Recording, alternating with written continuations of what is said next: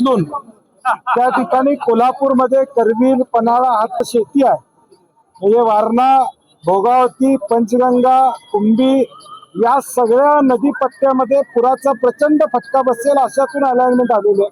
आणि म्हणून आमची सरकारला, मुख्यमंत्री महोदयांना विनंती आहे की हा गरज नसलेला शक्तीपीठ रद्द करावा अशी आमची भूमिका. नाही, अजून गट नंबर जाहीर झालेले नाही, कारण की हा टेंटेटिव्ह आराखडा व्हॉट्सअपवर फिरतोय, खरा आहे खोटा आहे आम्हाला माहित नाही. त्यामुळे ऑफिशियल ज्यावेळी गट नंबर जाहीर होतील त्यावेळी गावागावामध्ये मेळावे घेऊन त्या संदर्भातली भूमिका जी काय आहे ती प्रकट केली जाईल.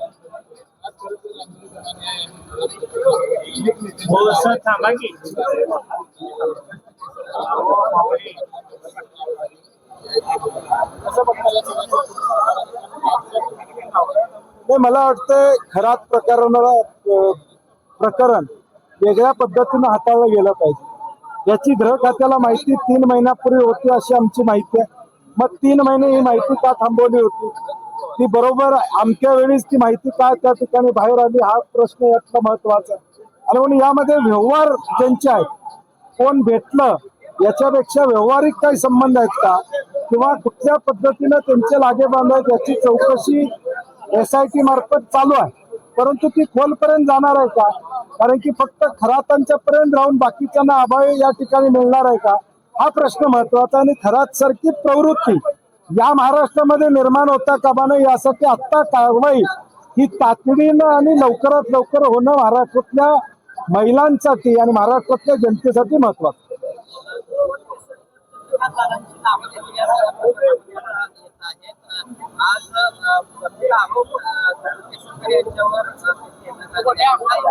मला वाटतं जे आरोप होत आहेत ही माहिती वेगवेगळ्या माध्यमातून अंजली दमाने पर्यंतच कशी पोहोचते हा एक महत्वाचा प्रश्न. ठीक आहे, काय हरकत नाही, निदान ती पोचते आणि लोकांच्या पर्यंत येते.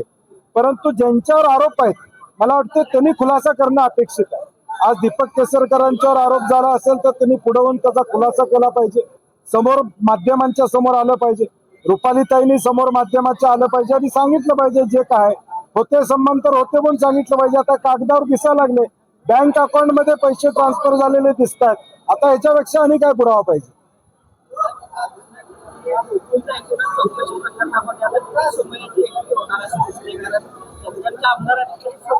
भाजपची ही मोडस ऑपरेंडी आहे. ज्यावेळी एखादं प्रकरण पुढं करायचं असेल त्यावेळी किरीट सोमय्या ते तारण हरतायत भाजपचे.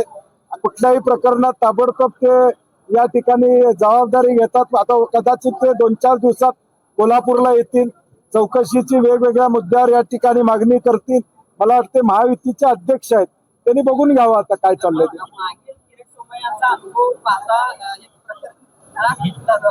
नाही, मला वाटतं मुळात शिवाजी पाटलांच्याकडे विषय कुठले आहेत की ईडी पर्यंत चौकशी करावी असे काही विषय आहेत का, मुळात ते समजून घेतलं पाहिजे. आणि माझी त्यांनाही विनंती आहे की संस्था बदनाम होता कामा नये याची दक्षता आपण घेऊ. विधानसभेच्या राजकारणातून गोकुळला आपण टार्गेट करू नये अशी माझी त्यांना विनंती असणार आहे. कारण की शेवटी जिल्हा मध्यवर्ती बँक असू दे, गोकुळ असू दे, या 2 संस्था या जिल्ह्यामधल्या लाखो शेतकऱ्यांचा तारण अर्थ आहेत. आणि मग त्या बदनाम झाल्या तर मग लोकांचा बघण्याचा दृष्टिकोन या ठिकाणी होतो.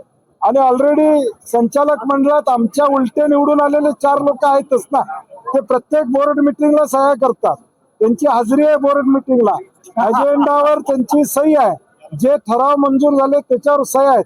त्यामुळे मग त्यांनी काय बघितलं नाही का असं म्हणायचं आहे का त्यांना?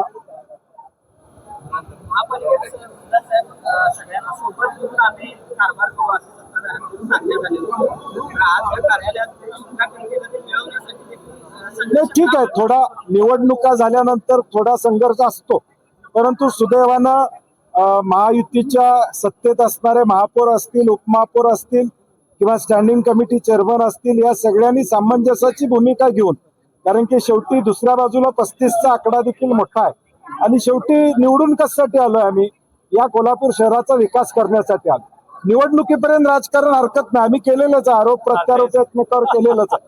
परंतु निवडून आल्यानंतर हे शहर विकसित कसं होईल, शहराचे ट्रॅफिकचे प्रॉब्लेम्स आहेत, बाकीच्या समस्या त्या पुढे सोडवता कसा येईल, हा आमचा महाविकास आघाडी म्हणून सहकार्याची भूमिका असते.